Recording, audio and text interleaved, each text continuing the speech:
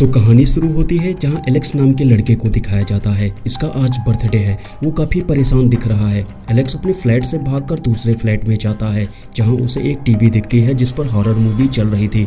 वहीं पास में वो देखता है प्लेट में एक केक का टुकड़ा रखा हुआ था। वो उसे देखकर अपने आप को रोक नहीं पाता और केक का वो टुकड़ा खा लेता है। उसके खाते ही एलेक्स बेहोश हो जाता है, लेकिन जब उसे होश आता है तो वो एक नई जगह पर पहुंच चुका था। यहाँ की चीजें काफी डरावनी होती हैं। यहाँ उसे एक डायन दिखती है जो उसे डरा रही है। इसके बाद वो डायन उसके सामने प्रकट होती है। वो अपने चेहरे से एक डरावना मास्क हटाती है, लेकिन ये एक सुंदर लड़की है। दरअसल ये लड़की नहीं बल्कि लड़की के रूप में डायन होती है।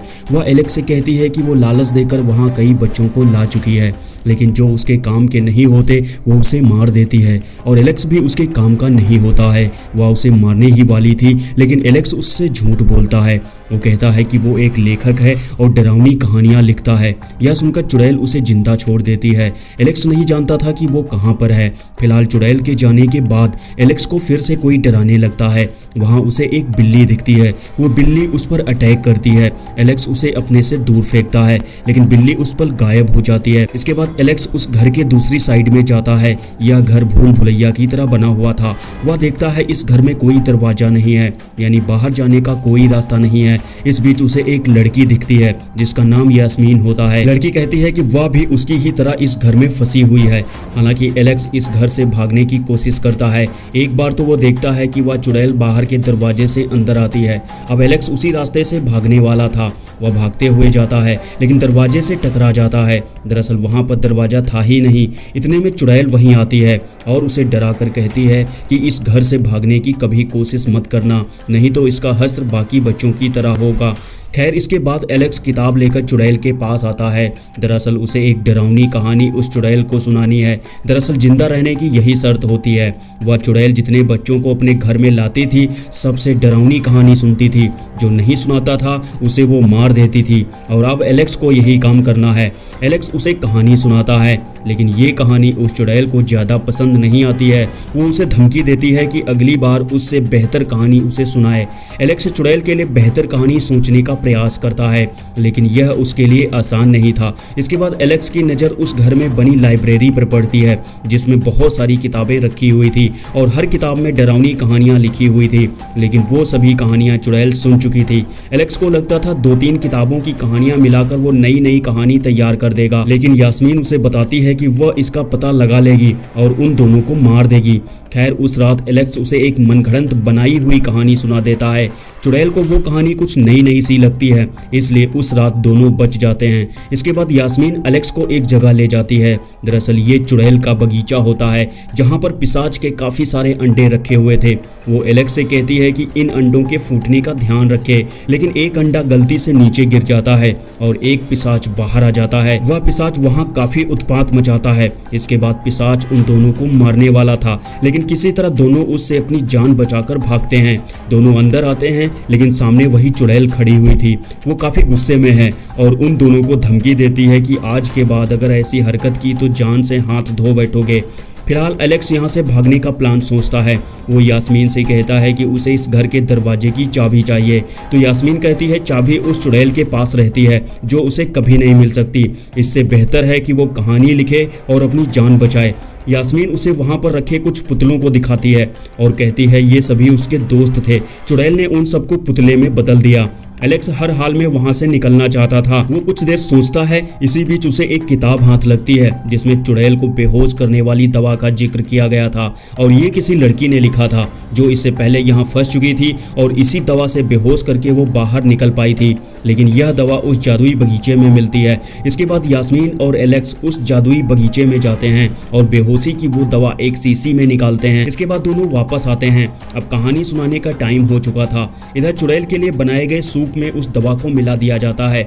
एलेक्स कहानी सुनाने के लिए तैयार रहता है, लेकिन प्रॉब्लम ये थी कि उस दिन उसके पास कोई कहानी नहीं थी। अगर उसने कहानी नहीं सुनाई तो वो रात उन दोनों के लिए आखिरी रात होगी। यास्मीन और एलेक्स सोचते थे इससे पहले चुड़ैल को असलियत के बारे में पता चले, सूप में मिलाई गई बेहोशी की दवा काम कर जाए और चुड़ैल बेहोश हो जाए। फिलहाल एलेक्स कहानी सुनाने लगता है, लेकिन वो एक मनगढ़ंत कहानी थी। दरअसल उस किताब में कोई कहानी लिखी ही नहीं थी। एलेक्स सब मनगढ़ंत कहानी बना बना कर सुना रहा था। चुड़ैल को इस बात का शक हो जाता है। वो किताब छीन लेती है और देखती है उस किताब में कोई कहानी लिखी ही नहीं थी। इससे उसका गुस्सा और बढ़ जाता है। चुड़ैल उन दोनों को मारने ही वाली थी, लेकिन तब तक दवा का असर हो जाता है और वो बेहोश होकर नीचे गिरती है। मौका देखकर एलेक्स और यास्मीन वहां से भाग जाते हैं, लेकिन साथ में उस बिल्ली को भी अपने साथ ले जाते हैं, क्योंकि वो बिल्ली भी उन लोगों की तरह वहां फंसी हुई थी। ये लोग जब बाहर आते हैं जहां चारों तरफ जंगल होता है, दोनों भागते हैं, लेकिन तभी दोनों को एहसास होता है कि कोई जानवर उनका पीछा कर रहा है।